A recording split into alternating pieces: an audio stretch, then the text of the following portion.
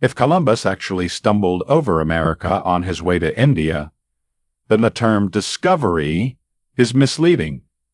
It is in many cases. If the stories are true, a great scientific principle hit Sir Isaac Newton over the head, literally lifted Archimedes out of his bath. "I found it," he proclaimed, when in fact it found him. There are strangers on the road, the answers that seek out the askers, the unexpected destinations on the way to somewhere else. Our earliest discoveries were doubtless strangers on the road to nowhere. At least it's safe to assume, an anthropologist suggests, that primitive man did not go out looking for fire, did not set out to invent the wheel. Many of our most recent discoveries were byproducts of unrelated endeavor. You might say that penicillin discovered British bacteriologist Alexander Fleming in 1928. So it was, for a short few years before, that something else discovered Bill.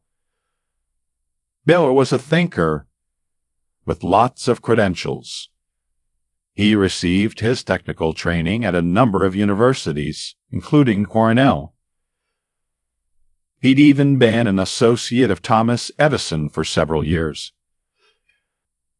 But Bill was an independent at heart, and finally his dream of independence came true. He was an impressive man, tall, handsome, articulate, and with a reputable background to match. If he was a bit forgetful at times, there was much that made up for it. In the early 1920s, Bill was working just outside Laurel, Mississippi. Back then, lumber mills used to burn scrap wood, and the mills near Laurel were no exception. It bothered Bill to see all that raw material going up in smoke. So he decided to do something with it. Anything. One experiment followed the next until Bill finally came up with a contraption that could blow up wood. That's right, just explode it into a fluffy, fibrous substance.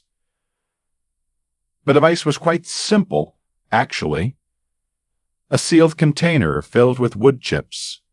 But when the container was heated, and the increased pressure inside was released, suddenly the wood chips practically disintegrated. Good insulation material, thought Bill, but the companies that were producing insulation at the time had other raw material sources. Even if they were to use the new invention, they didn't need it. Many experiments later, fate shook Bill's hand. He had an old letterpress with a leaky valve, almost an antique. Perhaps he could use it to compress this wood fluff into mats. Then at least it would be easier to handle. After repeating the process several times, Bill broke for lunch, forgetting to release the press. When he returned, he discovered that what ought to have been sheet insulation had been transformed into something else. That was 1924. Bill was 47 back then. A company named for him would one day produce enough of that something else in a simple year to make a 4-foot-wide sidewalk that could circle the earth 5.5 times. The worldwide industry he fathered remains a tribute to his forgetfulness.